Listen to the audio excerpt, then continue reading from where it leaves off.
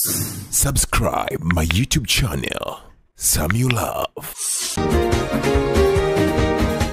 Huyo anaitwa Dogo Malo, wimbo unaitwa Tunaishi kwa Imani, umeutazama na upo kwenye nafasi ya 9 kwenye Singeli Countdown wiki hii. Lakini kabla ya hapo ulitazama ingizo jipya kutoka kwa mkala anaitwa Fido Mgaigae, wimbo unaitwa Mama. Kwa mara ya kwanza umeutazama kupitia Singeli Countdown. Tuko hapa na nilikwambia mwanzoni kabisa kwamba leo niko na kubwa la maadui kwenye upande wa sports. Gwiji kabisa anaitwa Wilson Oluma, ambaye yeye anafanya vipindi vya michezo hapa EFM pamoja na TVE, lakini kwa upande wa pili pia tumemwita kama mtu ambaye ni mdau kwenye upande wa sports. Na leo tutakuwa tunazungumza kidogo kuhusiana na muziki, nafasi ya muziki hasa wa Singeli kwenye sports. Bwana, tutakuwa tunazungumza hapa. Kwa hiyo kama ndo kwanza umewasha TV yako, usijali, karibu hapa, na hii ndio sehemu pekee ambayo wewe unaweza ukapata kile ambacho unahitaji kupata kila siku. Bwana mzee Oluma, vipi? Niambie baba. Kama kawaida? Uko fiti? Kama kawaida ndugu yangu. Karibu sana kwenye Singeli Countdown.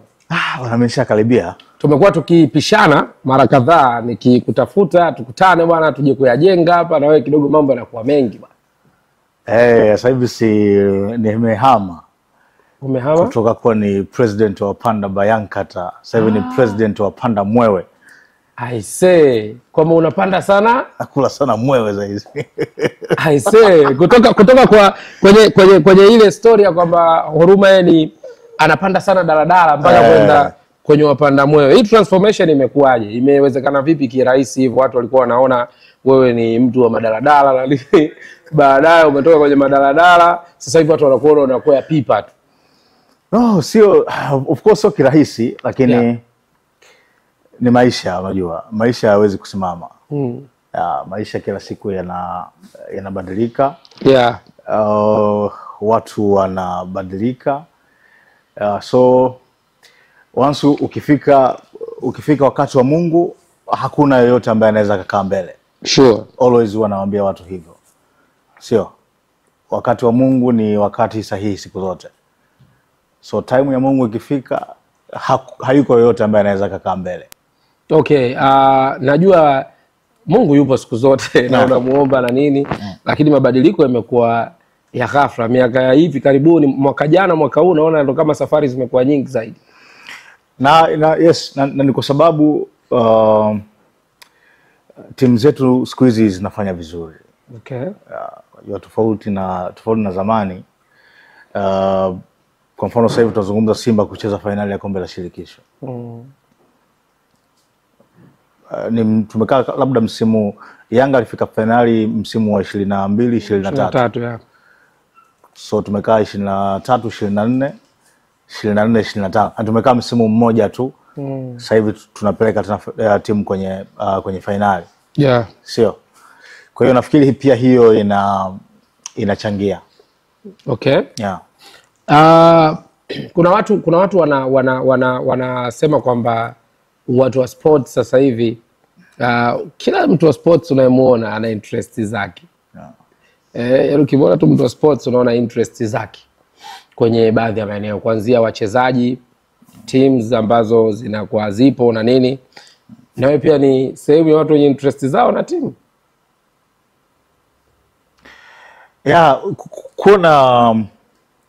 Kwa unafanya uchambuzi na kuwa na interest na timu ni vitu ambavyo haviachani, kwa sababu kabla ya kuanza kuchambua umeanza kwanza kuupenda mchezo. Unakuwa shabiki kwanza. Umeelewa? So then baadaye ndio unaweza kutani huku kwenye uchambuzi na vitu vingine kama hivyo. So kwa maana kuwa na ushabiki na timu, ushabiki na mpira, lazima kwanza kuna timu ambayo unaishabikia. So that's it. Na huu watu wanaruhusu, maana imekuwa ikizua mijadala sana kwamba haina baya ipi hii ya kuwa na interest. Unajua, kwa bahati mbaya ni huku kwetu tu, na imefika hatua hata sisi imekuwa ni ngumu sana mtu kusema timu ambayo anaishabikia. Fan base yetu imewafanya watu wawe, au imefanya wachambuzi wawe katika mazingira hayo. Umeelewa? Lakini kwa wenzetu ni ni vitu vya kawaida. Kwa hiyo sisi tu maisha yetu tumeamua kuchagua. Sisi tu unajua wanasema mpira wetu kivyetu vyetu, sio? Okay. Sawa, leo mimi kwanza kama nimekupeleka tu mbele kidogo. Turudi nyuma ili tukae sawa kidogo. Leo mimi nataka tuongee kwanza kuhusu namna ambavyo muziki umekuwa kivutio kikubwa sana kwenye matukio mengi ya soka. Mfano tukianza miaka 98 huko kulikuwa na ule wimbo wa Go Go ale hiyo miaka hiyo bwana kwa ajili ya World Cup nadhani. Na hata miaka ya 2010 pia kwenye kombe la dunia pia ilikuwa ni Afrika Kusini pale kulikuwa na Waka Waka ile ya Shakira, lakini pia kabla ya hapo bwana kama sijagusia kwanza Singeli tuanze kwanza kuzungumzia mchango kwanza wa muziki kwenye soka kabla tujaenda kwenye Singeli.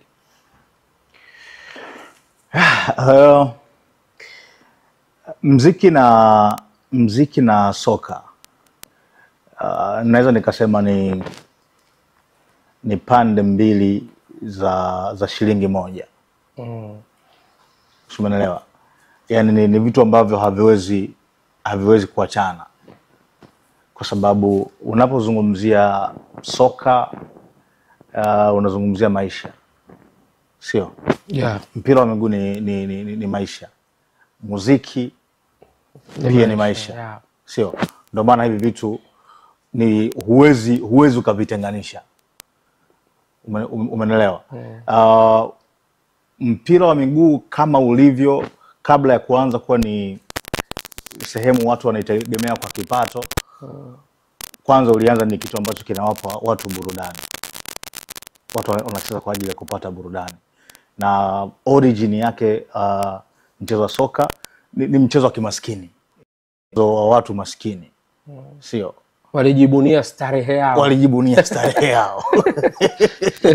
Yeah. Umeelewa? So hata naamini kwenye muziki pia ni sehemu ambayo watu masikini wanajaribu kuelezea hisia zao. Sio? Kuelezea maisha yao. Kwa hiyo ni vitu ambavyo huwezi ukavitenganisha hata kidogo. Nasema huwezi ukavitenganisha kwa sababu nafikiria nyimbo kubwa tu duniani na sehemu ya mafanikio ya vilabu, mafanikio ya wachezaji. Kwa mfano unapozungumzia Liverpool, kwa mfano unazungumza kuhusiana na Anfield,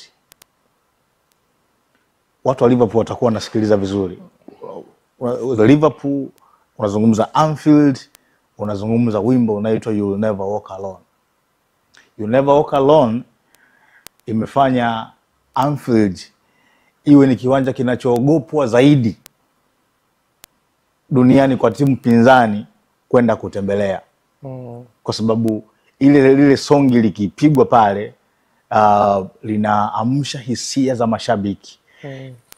Inaamsha uzalendo wa wachezaji. Yeah. Sio? Kuipigania kwa moyo ile Liverpool. Yaani ile songi likishapigwa kuna namna ukiwa ni mchezaji wa Liverpool unakuwa haupo katika hali ya kawaida tena. Sio? Unavurugwa. Yaani unavurugwa, kuna hisia zinakuja pale, ile atmosphere ya pale kiwanjani inawaingia pia hata timu pinzani. Inaogopesha. So umeelewa? Kwa hiyo huwezi kuzungumza mafanikio ya klabu kama Liverpool bila kuutaja huo wimbo unaoitwa You'll Never Walk Alone. So umeelewa? Lakini unazungumzia kwa mfano UEFA Champions League, ile anthem yao, ule wimbo wa Champions League. Sisi tumekuwa tunavutiwa kuitazama Champions League. Of course unaangalia wachezaji wakubwa. Yeah. Na hata ukiwasikiliza wachezaji wadogo ambao walikuwa na ndoto za baadaye kuja kucheza Champions League, wanakuambia kwanza walianza kutazama wakisikiliza ule wimbo wa Champions League, unawasisimua. Mtu anasema siku moja na mimi nataka kuwa sehemu ya hii kitu. Umeelewa? Kwa hiyo mpira unachezwa kwenye pitch, lakini imekwenda mbali zaidi. Watu wanataka kutengeneza tukio. Unajua kuna mpira wa miguu alafu kuna tukio kwa ujumla. Yeah. Kwa mfano sasa hivi tutakwenda kwenye finali ya kombe la shirikisho. finali ile mechi ya marejeano ya Simba na Berkane. Jumapili. Pale kuna mechi ya Simba na Berkane, lakini kuna event. Sababu mechi ni dakika 90. Mechi dakika 90. So unaelewa? Kuna event. Sasa linapokuja swala la event kuwaburudisha, kuwapa watu sababu ya kwenda kiwanjani. Sio, yani kwamba wewe utoke kwenye sofa lako ndani uende kiwanjani ukaangalie mechi, huwezi kuangalia dakika 90 peke yake. Kwa hiyo hapo muziki lazima na unakuta kuna shabiki mwingine mechi saa 10 anafika saa 2 asubuhi. Umeelewa? Kwa ajili ya mizuka. Kwa ajili ya mizuka. Nakuelewa. Kwa hiyo hakuna namna unaweza kutenganisha muziki na mpira wa miguu. Hakuna namna. Okay, kwanza jibu hilo nimelipenda. Maana yake nafasi ya muziki inaonekana ni kubwa sana kwenye soka. Hapo pia sisi tunashare wizara. Habari, utamaduni, sanaa na michezo. Tunashare wizara hapa Tanzania. Serikali yetu kupitia hiyo wizara, waziri wetu Kabudi amezungumza miezi michache iliyopita kuhusiana na namna ambavyo matamanio yake kuona Singeli unakuwa muziki ambao unatutambulisha kama Watanzania tunapokuwa kwenye mataifa mengine, lakini Singeli huo ni muziki ambao utatangazika duniani. Maana yake ni kwamba serikali wenyewe wameshaamua kuweka sura tofauti kwenye muziki wa Singeli. Nilikuwa natamani kusikia maoni yako ama mawazo yako kuhusiana na hiki kitu ambacho tunakitarajia kama taifa kinatokea hivi karibuni. Nazungumzia CHAN pamoja na AFCON. Unaiona Singeli inaweza ikafanya kitu kwa maana kutengeneza anthem kwa ajili ya CHAN na ikabamba, kwa sababu ukizungumzia CHAN maana ni Afrika hiyo. Ukizungumzia AFCON maana ni Afrika tayari. Na unadhani tunaweza sisi watu wa Singeli tunaweza tukabadilisha upepo wa hayo mawaka kina Shakira, umesema you will never wake alone. Unaona vizuri. Yes, unaiona Singeli kwenye picha hiyo? Of course mimi Singeli naiona kwenye picha hiyo na ukubwa huo. Sio. Ni kwa mara ya kwanza Tanzania tunapata nafasi ya kuhosti mashindano makubwa. Kama ya CHAN na AFCON. Ni kwa mara ya kwanza. First time. Umeelewa? Kwa hiyo kwenye hii mara ya kwanza unatamani dunia inapokuja Tanzania, sio? Waje wakutane pia na kitu kipya kwa mara ya kwanza. Waje wakutane na kitu cha kipekee. Of course sisi kama taifa tunaweza kuofa vitu vingi vipya, sio? Sure. Ambavyo haviwezi kupatikana kwenye mataifa mengine. Haviwezi kupatikana kwenye tamaduni za mataifa mengine. Sio? Sisi tuna vitu vingi vizuri, tuna chakula kizuri, tuna wanawake wazuri. Sisi tunapata nafasi ya kusafiri kwenda kwenye mataifa ya wenzetu. Unakutana na wanawake, unafanya ulinganifu, unakumbuka nyumbani. Umeelewa? Kwa hiyo dunia ikija Tanzania watapata hiyo fursa pia ya kushuhudia uumbaji wa Mungu ambao uko Tanzania. So unatamani pia wakija wakutane na sound halisi ya Kitanzania. Sio, wakutane na beat ya mziki halisi wa Kitanzania ambayo hiyo inapatikana kwenye Singeli. Kwa hiyo tunayo nafasi kubwa sana ya kuupeleka mziki wa Singeli pakubwa zaidi uliko sasa hivi kupitia hizi event kubwa za CHAN na AFCON. Kwa hiyo hapo wasanii wa Singeli tunawadai. Ni fursa hiyo. Umeelewa? Yaani hiyo ni fursa kubwa kwao. Na kama wasipofanya kitu kwa ajili ya hayo mashindano na kwa ajili ya kwao wao wenyewe, kusema kweli watakuwa wamejiangusha big times. Hii ni nafasi kubwa sana kwao. Tengeneza sound moja pale ya Singeli. Sasa hivi kuna nyimbo moja hivi ina trend ya Udogo Pattern kwa mfano. Afande legezee kamba. Unapata sasa ya Afcon ile. Afande legezee kamba. Unajua juzi nimeamka tu nakutana na mwanangu Mapinduzi. Miaka 5 sasa hivi.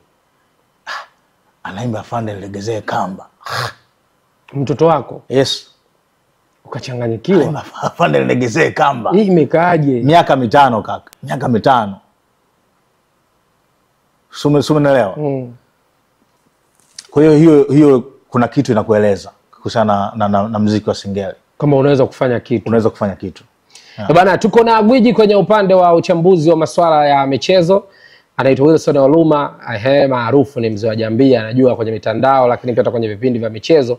Tunamfuatilia na tunaona kile ambacho anafanya. Tupo naye kwenye Singeli Countdown leo, tuna hesabu ngoma 10 kali ambazo zipo kwenye chat, lakini tunapiga story tofauti kama ambavyo umesikia hapa na ndugu yangu Wilson Oluma, na safari hii ni mpaka pale ambapo tutamaliza countdown. Na bwana, kama jina naitwa Helena, nimetokea Mbezi Beach Africana. Ni mshindi wa zawadi kutoka Lobby One Fashion. Nilisikiliza kipindi cha Funga Mtaa. Wapenzi wasikilizaji wa EFM na wasi msikilize kipindi cha Funga Mtaa na Genge, mtajipatia zawadi kutoka hapa Lobby One Fashion kona ya Mwananyamala. Oi, mimi wa Kenyaji Samuel Love, balozi wa maduka Robin Fashion. Nipo hapa kwenye maduka Robin Fashion. Kilichonileta hapa ni kuja kukuhabarisha wewe tu ambao unanitazama sasa hivi kwamba ukija kwenye maduka Robin Fashion unapata kile ambacho unachohitaji. Kuna nguo za aina zote, watoto wakubwa, zinapatikana hapa. Lakini kubwa zaidi, hiki ambacho unaniona nacho sijaja nacho kwa urembo. Yani popote ulipo Dar es Salaam hii ama Tanzania hii, unaweza ukaletewa mpaka hapo ulipo. Ingia kwenye page zetu za mitandao ya kijamii. Instagram ni @Robbie1Fashion au vibana, ukiingia pale ukichagua nguo unayotaka unaletewa mpaka ulipo. Chombo iko hapa. Lakini pia ukisikiza vipindi vya EFM, Genge pamoja na Funga Mtaa, na ukitazama Singeli Countdown TVE, au sio bwana, una nafasi ya kushinda kama ambavyo leo dada yangu huyu ameshinda na amekuja kwenye maduka ya Robin Fashion kupendeza. Oya, the house of fashion ni Robin Fashion. Subscribe my YouTube channel, Samuel Love.